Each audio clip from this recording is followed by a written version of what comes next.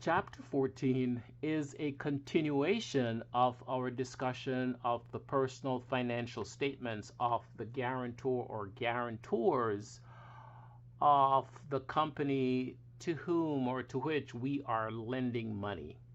In Chapter 12, you may recall, we looked at how the personal financial statements are prepared with assets listed in order of liquidity and the liabilities listed in order of maturity. We then looked at a couple ratios in Chapter 13, for example, the liquidity ratio, and we also looked at adjustments that can be made to the net worth of the guarantor or guarantors in order to determine just how much value or strength is being added by the principals of this particular loan. Now, in Chapter 14, we're focusing on the personal tax returns, PTR for short. And again, it's for the guarantor or guarantors. Note, however, that the personal tax returns, the primary purpose is to determine taxable income. And based on what the taxable income is,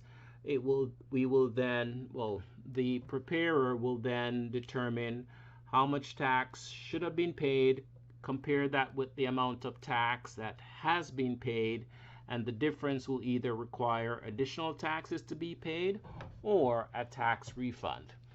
Again, as the lender, we are not concerned with the preparation of the tax returns. We are focusing here on how to use that information to help us to evaluate cash flow. So remember, the tax returns are not governed by generally accepted accounting principles. They're governed by the tax code. And so there are differences in how things are recorded and, in fact, what will be recorded. So these are the major reports that are used in relation to the preparation of the tax returns.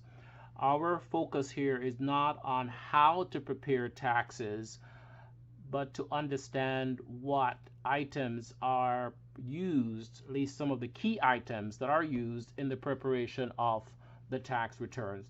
The primary document is the Form 1040, and it is used, as I said earlier, to determine total income, adjusted gross income, or AGI for short, taxable income, the ultimate goal, and then, of course, the taxable income is used to determine the income tax.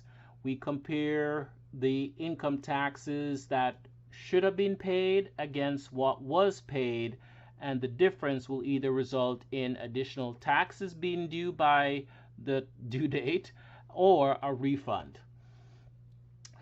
There are several schedules that are used in the preparation of the Form 1040, and I'm sharing this with you because starting in 2021, the IRS did a major change to the schedules and the Form 1040, the face of that report. And so as you read the chapter, you want to bear in mind some of the major changes, but I'll just run through here with you some of the key items. So they have now these numbered schedules as opposed to just the alphabetized, if you will, schedules. So Schedule 1 is used to report additional income. For example, if you have a business and you derive income from that business, or, for example, you have rental property and there is rental income, those items are now reported on Schedule 1, and they will then be reported on line 8 of Form 1040. Then there is Schedule 3. This is used to compute the additional taxes. For example, taxes that were paid in for interest, all of those would be now reported on Schedule 2. Then there is Schedule 3. This one is used to compute in Part 1, any non-refundable credits. So these are things that are going to be used to reduce the taxable income. Any other payments. So when you're trying to determine the total taxes that the individual, the filer, has already paid, this would be where that information gets reported. Again, the focus here is not on how to prepare tax returns, but how the information ultimately can be used by the banker to determine cash flow. Then there is Schedule A. This is still the same old Schedule A. It is used for those people who are itemizing their deductions because they believe that what they have as possible deductible items exceed what is called the standard deduction. Again, I'll come back to this in a few minutes. There is Schedule B, and Schedule B has more than one section to it, but in Part 1, this is where interest income, for example, if you have savings and you derive interest from those, it would be reported here. And you can see that it goes on line 2B of Form 1040. Then there is Part 2, also to report income, but this is where you would record dividends. So if you had, for example, stocks, and you were paid dividends from those stocks, then it would be reported here. But bottom line, these are all income, but they're not income from, say, wages or Social Security, and so they get reported separately. But they all will flow into the Form 1040 to determine gross income, for example. And you can see there are other schedules here. But what I want you to notice is that, for example, Schedule C doesn't go directly to the Form 1040. It flows to Schedule 1. And as I mentioned up here, Schedule 1 is what will then eventually go into the Form 1040. Same thing happens down here with Schedule E. Schedule E does not go directly to the Form 1040. It goes into Schedule 1. And then from Schedule 1, you can see amounts from Schedule 1 will go into the appropriate line on the Form 1040. Same thing is true for the Form 8949. You can see it's used to record the sale and or disposal of certain assets, capital assets. For example, if you have a piece of equipment that you sold, or if you had any long-term investments that you have eventually sold, then that information gets reported in this form, and then that will be placed in Schedule D. And you can see here that Schedule D will then eventually make its way to line 7 on Form 1040. What I have here is a visual just to show you how the schedules relate to the Form 1040.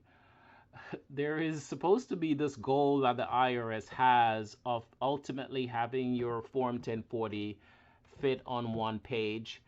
And the way they are trying to get there is by using these schedules. So instead of having a long Form 1040, you have information that is calculated or reported on these different schedules, and then those schedules will flow, the totals from the schedules will flow into the Form 1040.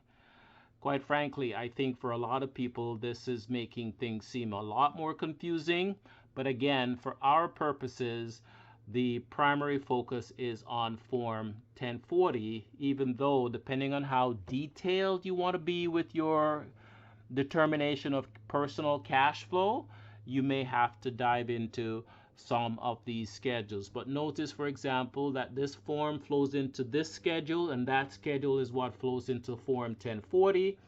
And notice that we have Schedule 1. There are 3 schedules here that go into Schedule 1, and then the results from Schedule 1 go into Form 1040. what I have here is the updated 1040. This is for 2021. And so as you are reading Appendix A from Chapter 14, and in fact the information within the chapter, you may want to refer to this slide because the reference to line 7, for example, in your book, if you were to look at a current tax form, that information would not appear on line 7, it would be on line 1. Basically, the IRS just no longer numbers the entries that are made here regarding certain identifying information, and so the income reporting actually begins on line 1 as opposed to years ago when it was on line 7. So it's the same information. This is where wages would be reported if the guarantor did in fact earn wages, or if they had income from Social Security because they are retired or they're disabled, that information would be in this section. So the first subtotal that you will see on the 1040 is total income. And this would be income that is derived from wages as well as from interest or dividends. And when you are doing your cash flow calculations, you want to pay attention to the information here. For example, you will notice that there is a negative item here, which is a loss. However, for cash flow purposes, this is not the number that you would use, because if they sold something for a loss, let's say they sold an asset, excuse me, that they originally bought for $10,000 and they sold it for $8,000, they would show a loss here of $2,000. But for cash flow purposes, we would want to use $8,000. But on the tax returns, they want to use the loss to reduce their total income, and so the motivation is different. So you'd have to be aware of that as you are going through your calculation. I think your textbook does a good job of showing you how that is done, and so I just wanted to alert you that that's the reason for that kind of adjustment. So first you have your total income, and then you will have any adjustments that are needed in order to arrive at what is called the adjustable income. And so you can see in this case that they had $4,700 plus that needed to be included, and that takes you now to what is called the adjusted gross income. Finally, this is where you will find a major change between the AGI and the taxable income, where in this case you have a itemized deduction, a listing of deductions, and they use the itemized deductions if the amount is determined to be greater than the standard deduction. Makes sense, because if you deduct a larger amount, then it means that your taxable income will be less. And so in this example, they have over $70,000 of deductible items. Please remember, this is not necessarily all of the cash outflow that the principal or the guarantors may have. These are simply the ones that are allowed to be reported on the tax returns, and so you cannot just rely on this as representing cash outflow. You would want to either ask or obtain information that will help you to determine additional expenditures. For example, if they are paying interest on a credit card, that's an outflow, but it's not deductible, and so it would not be included in their itemized deductions. We get down to taxable income, and this is the last item here. I just wanted you to be aware, again, this is not about tax preparation, but there is a major change that the IRS has made here. Normally, if you look at Appendix A, you will see that they have exemptions that they would subtract from this amount to arrive at taxable income. But the IRS has made a change based on legislation where the exemptions are no longer directly taken out of here. Instead, they are now accounted for based on the tax schedule. So theoretically, you are now having wider brackets for the different tax rates, which would supposedly help to reduce your tax liability. But notice that your taxable income is going to be greater than it would have been, say, the year before, because now the adjustments, for example, exemptions is what I'm talking about, are not going to be deducted from this total. For example, let's say you have, in my case, 3 children plus wife and husband, so that's a total of 5 times whatever the amount is per person. That would be then subtracted from this number to get the taxable income. The significance of this is that states now there are some states that use this to determine eligibility for certain programs, and so the fact that this is higher may serve as a negative for some individuals. Again, that's outside of the purview of this course. I just wanted to bring that to your attention. So when you see that this number here is different from the one in your book, it's not a mistake. The exemptions are no longer subtracted in order to arrive at taxable income. They are accounted for in the calculation of the taxes. The last thing I wanted to share with you to help you better understand the information in your text is the personal financial statements provided. Remember from our discussion of cash flow preparation for businesses, we established that sources of cash, which are increases to cash, are represented by decreases in assets other than cash. So for example, notice that this particular asset went from 42 down to 32. So that 10,000 decrease is an inflow. And so when you are trying to determine total cash flow, that would be an item that gets added in. On the other hand, increases in liabilities would represent, and equity would also represent inflows. So here you have an item going from 0 to 11. So that $11,000 increase would be an inflow. On the other side, uses of cash, based on the balance sheet, we are looking for increases in assets. And so if you have an asset, for example, here, this goes from 0 to 45. So that would be an increase in assets. So that would be a use of funds.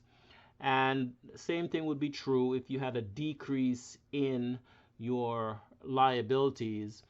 That would be a use of funds, because it means that you are using the, not you, but the principals used funds to reduce that particular liability.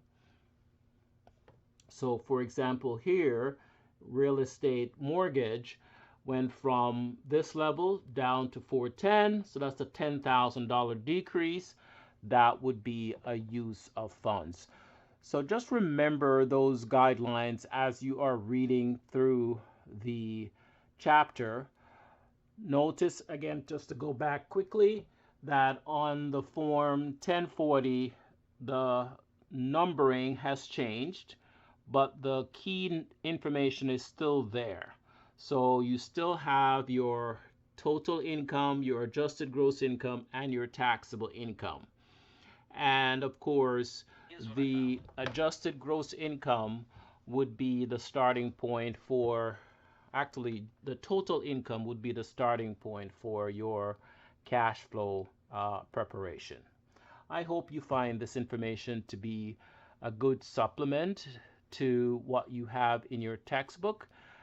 especially given the fact that there has been this major change in the line items of the Form 1040, and the fact that more schedules are now flowing into the Form 1040, which minimizes the number of line items on the Form 1040.